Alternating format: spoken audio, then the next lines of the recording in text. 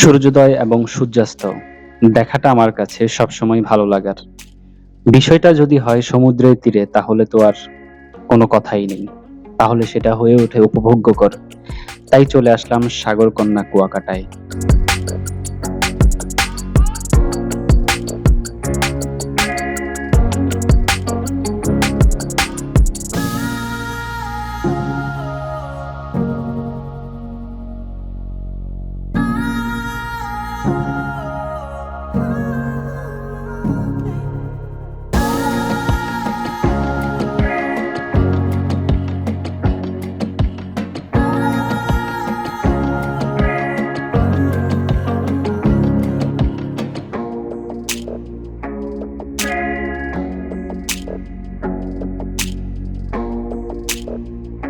আসসালামু আলাইকুম। আশা করছি আপনারা সকলেই ভালো আছেন এবং সুস্থই আছেন।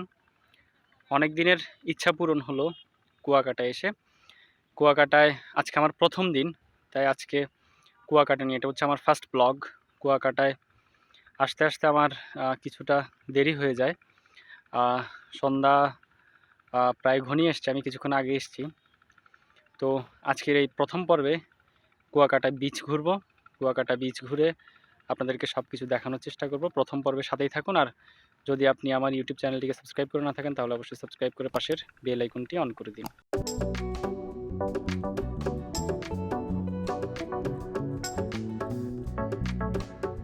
পটুয়াখালীতে আমি থেকেছি পায়রা বন্দরের ডরমিটরিতে।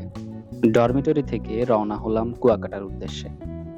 উপকূলবর্তী এলাকা হওয়ায় ছোট বড় অনেকগুলো খাল ও নদীর দেখা মিলবে এখানে।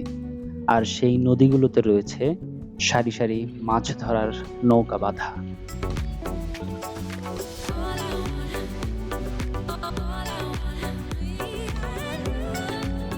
সৈকতে প্রবেশের মুখে পেয়ে যাবেন রাত্রি যাপনের জন্য আবাসিক হোটেল ও যাতায়াতের জন্য বাস কাউন্টার।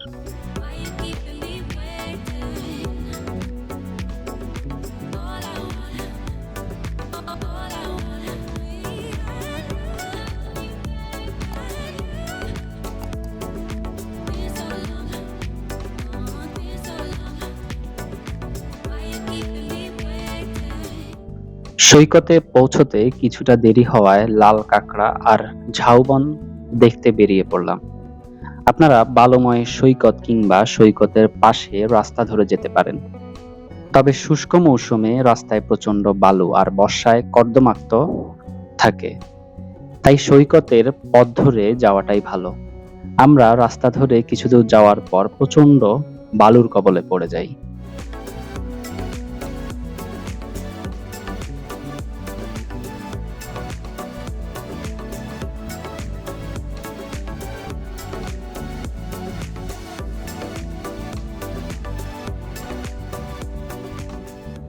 বিকেলে সূর্যাস্তের সময় আকাশে রক্তিম সূর্যটা একটু বেশি ভালো লাগে। এই সৌন্দর্য মন ভুলিয়ে আপনাকে নিয়ে যাবে এক অন্য জগতে।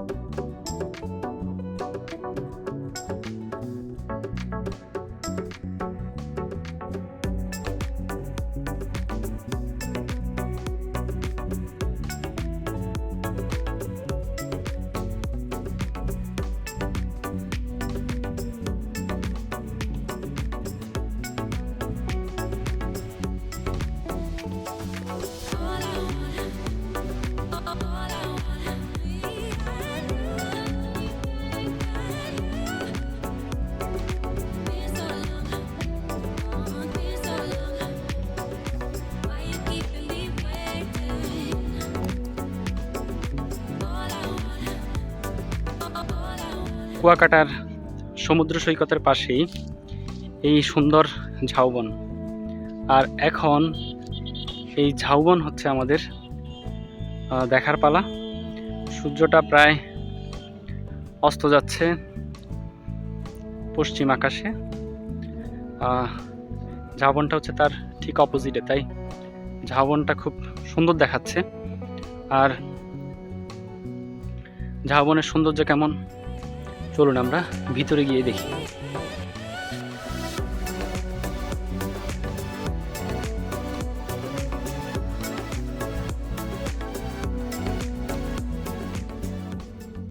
ঝাউবনের ভিতর নীরব নিস্তব্ধ এক পরিবেশ, যেখানে প্রকৃতি সাজিয়েছে নিজেকে নিজের মতো করে।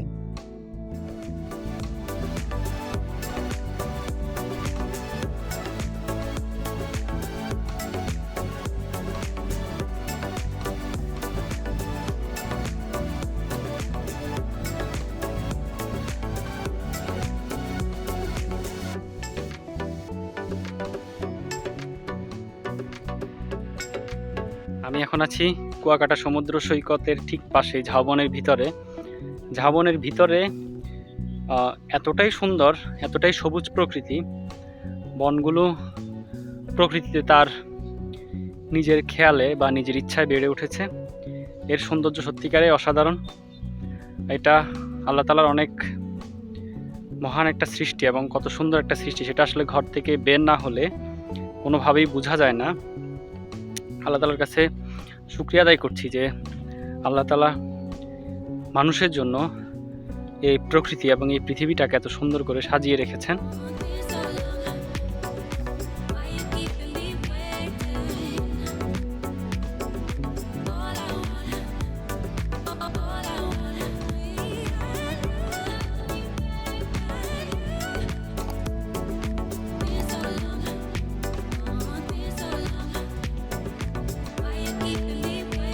আজ লাল কাঁকড়ার দেখা মিলল না, তাই এবার অন্য কিছুর সন্ধানে।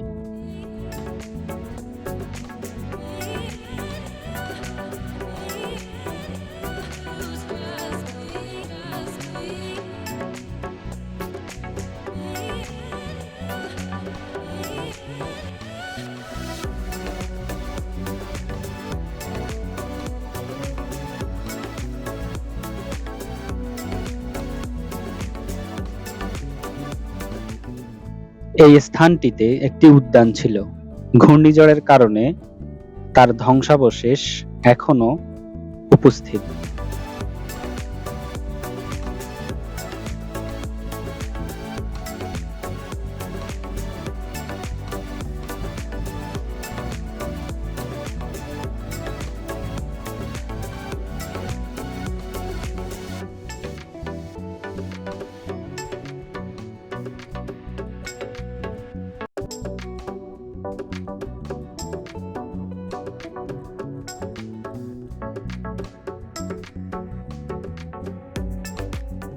সন্ধ্যার শেষে রাত নেমে আসলে সৈকতের পাশের দোকানগুলোতে বেচাকেনা হয় হরেক রকমের জিনিসপত্র।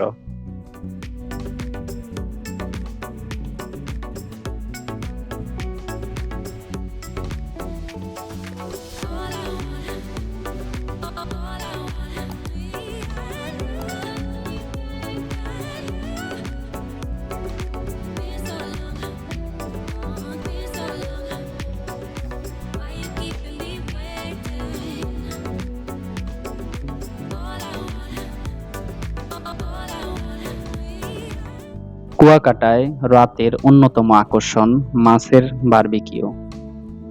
আমরাও বারবিকিউর স্বাদ থেকে বঞ্চিত হতে চাইলাম না, তাই আমাদের জন্য মাছের বারবিকিউ তৈরি হচ্ছে। বারবিকিউ করার সময় অবশ্যই দামাদামি করে নেবেন, তা না হলে প্রতারিত হওয়ার সম্ভাবনা থাকে।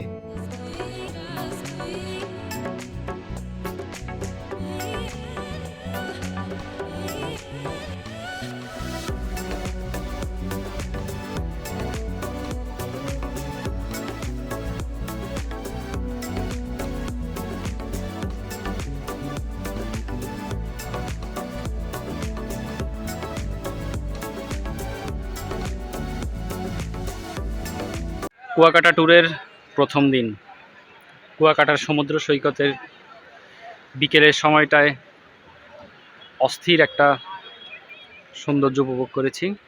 মৃদু বাতাস, সাথে সমুদ্রের ছোট্ট ছোট্ট ঢেউ, আর বিকেলে